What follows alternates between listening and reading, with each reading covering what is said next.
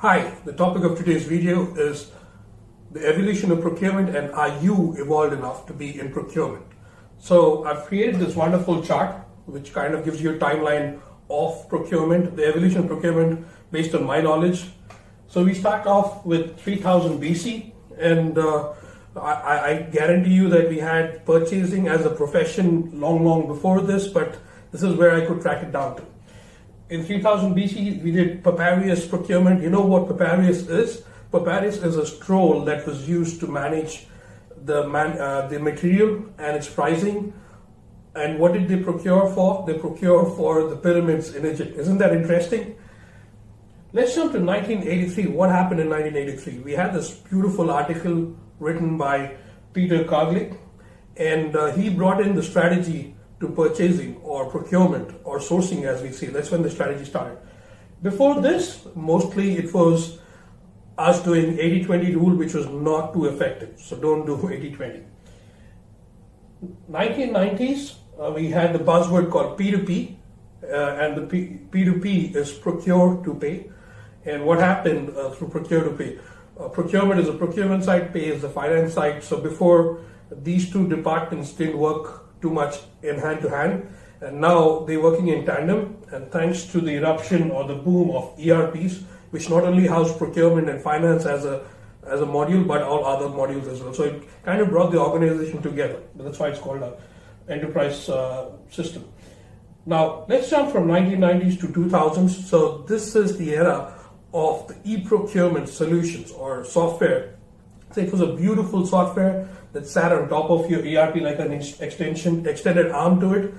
So it made the ERP days more beautiful because you know how the ERP looks like. Many people love it, but it's not that user-friendly or not that pleasant to the eyes.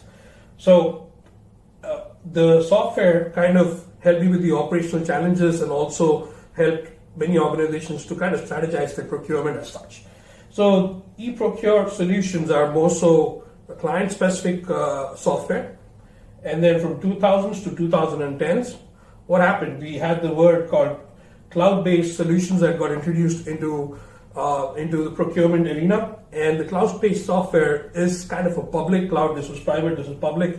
So what this brought in is it helped a lot of organizations by reducing the cost, and also they didn't have to spend money and time on maintaining their system as such, because the provider took care of it. The third and the best part of it is it came in with best practices from throughout the world, so you could pick it up and start using it. And the last one, I forgot that, I'm sorry. So the last one is it did not discriminate based on the size of the organization. If it's a small one or a big one, it didn't matter. You could still think of affording a cloud-based software. Now from 2010s to present and near future. Before we jump here, I'd like to let you know that we still are using Peter's matrix. It's very good for your category management even to date. It's still relevant. The ERPs are still being used, as well as the cloud-based software. I know a few organizations still have their own personal software solutions. So nothing has gone out here. And from 2010s, let's go to present and future now. So the buzzword in present and future is procurement bots. Now, what are bots? Bots are short for robots, just in case anyone's confused. What they do, they help you eliminate all your non-value add tasks and also help you reduce your time and any of the transactional or tactical activity that you shouldn't be doing. And it gives you more time to do better strategic work. Now, with that being said, we're done with the evolution. Let's jump to a second topic. This topic is, are you evolved enough to be in procurement? So what I'll do is I'll start off by showing you something and then we'll take it from there. So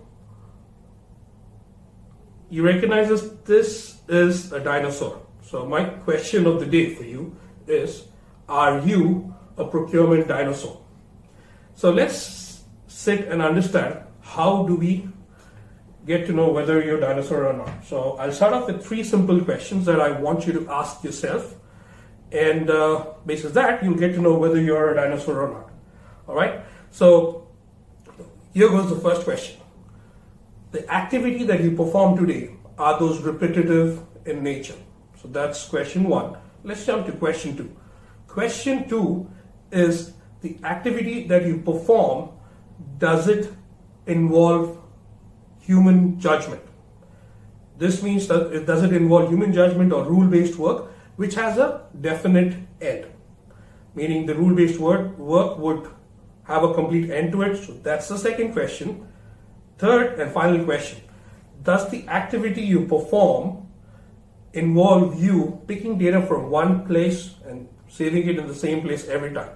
Something like updating a field in your Surface solution. Something like going in and picking a spreadsheet, placing it in the same location for your task. So these are my 3 questions. Now, if your answer is a yes to any of these 3 questions, guess what? Then you are a procurement dinosaur.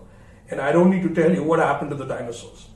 Now, with that being said, I just want to let you know that you could also not be a procurement dinosaur by first thing, talk to your manager, try to stop doing these 3 kinds of work, get on to something more strategic, learn about the strategy piece, all the different tools that are used for category management and so on and so forth, and upskill yourself to not be a procurement dinosaur. Don't be a procurement dinosaur. Bye-bye.